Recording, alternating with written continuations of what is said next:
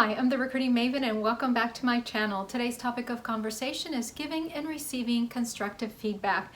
Now, I wanted to make this into one video, but I realized later on as I kept videotaping it's going to be too long. So we're going to start off in this video by addressing giving constructive feedback, and then I will do part 2 next week for receiving constructive feedback, so bear with me. With that said, I just want to say a quick thank you for those of you who like, share, and subscribe to my channel. I deeply appreciate your kind support. For those of you who are new to my channel, I have an ever-growing playlist with career tips and advice, so make sure you check that out. On this channel, we really focus on having constructive conversations about the fourth industrial revolution and what that's going to mean to you and your job over the long and short term, and making sure that you stay employed during this period of transition. So I wanted to start off with a couple of housekeeping items. I do time stamping for those of you who do like to take notes. You can copy and paste onto a Word document and take notes as we go along through this process, or you can skip ahead to a particular section. I also wanted to point out that annual reviews are coming up, so you can certainly use this information if you're a manager, supervisor, wherever you are. And if you are having to do annual reviews, I think, any type of feedback, whether it's an annual review or maybe a particular situation that you find yourself in, having to give that constructive feedback to an employee is always good to review and refresh. So just to be perfectly clear, we're going to be covering a total of 8 items. The first 3 are going to be prepping for that conversation, and the last 5 is the actual approach. And I hope you stick around till the end, because I have my biggest tip that you will find invaluable in this whole process. Now, tip number 1, what I would like to say to you is please make sure you're checking your intentions. So if, say for instance, you're a manager and you having to give some kind of feedback because of a situation that happened, and or perhaps there's a behavioral issue with an employee, what I can say to you is please make sure you're checking your intentions, because that's going to drive everything thereafter. Now, the second tip is make sure that you're focusing on the actual topic. So whatever that issue is that you need to address. And the reason being for that is make sure that you're leaving your emotions at the door. Because once your emotions get into play, it's going to be really, really difficult to stay in focus and not sort of feel like you're on a runaway train. And so again, you just want to make sure that your approach is a fair approach, that you're staying focused and just addressing the issue at hand. Now, tip number 3 is make sure you're going to be addressing any critical issues. The reason being is, of course, that you want to make sure that that person is saving face, that you're not just calling them out in the middle of a meeting, or just inappropriate situations that you can get yourself into. And again, that could be driven by emotion.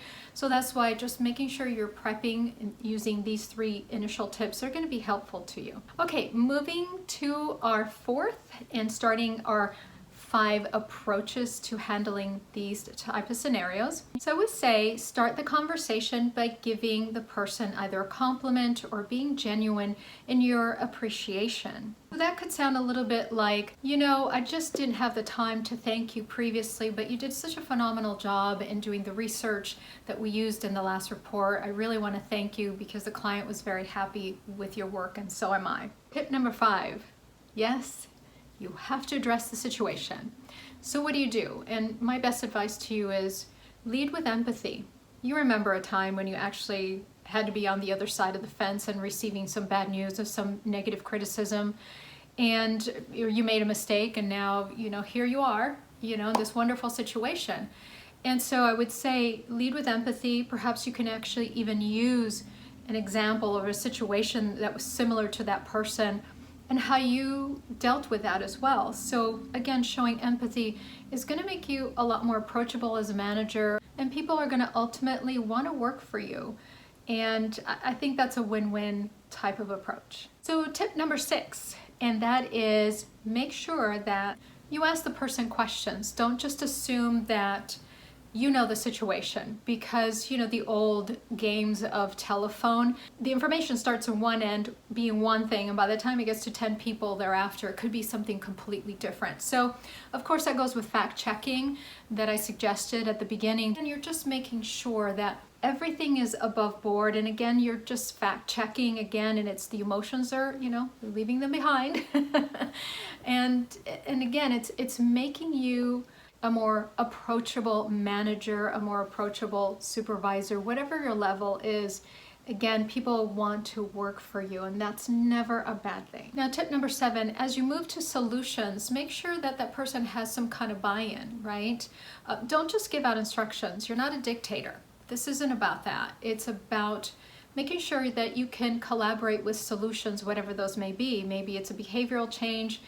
Can you provide that person with maybe some mentoring that is necessary? Maybe I know a lot of companies, larger companies, do have psychologists or therapists available if that is necessary. But if not, then offer mentorship if it's more of a business or technical aspect where this person is coming up short. Last tip number 8 is, end on a good note. This is a process to grow from, and both you as a manager and the person on the receiving end as well. And so, I can't think of a better time to grow together, become a better team, and just tell them that, this isn't the end of the world. This isn't just you, you're not just this mistake that has happened. I want to move forward in a positive way. Let's work together to get to that, end result that we both want to achieve. And my bonus tip is, for those of you who stuck around to the end, thank you, thumbs up to you, is, people are going to forget everything else you did, but they will always remember how you made them feel. So if somebody mentions your name, the first thing that I come up with is, oh, I remember that person, or yeah, I remember that person. They were so nice. It was so much fun to work with them. They really helped me out, as opposed to, oh, yeah, that person. And we've experienced all of those, right? But again, it's how you remember, how they made you feel, remembering that. So thank you for sticking around all this year. We have certainly grown as a channel together, having conversations about your career and how to stay relevant for the 4th Industrial Revolution, which is already upon us. How do we deal with AI, applications, and all those good things. So thank you so much for liking, sharing, and subscribing. And I will see you in my next video. Take care and have a lovely rest of your day.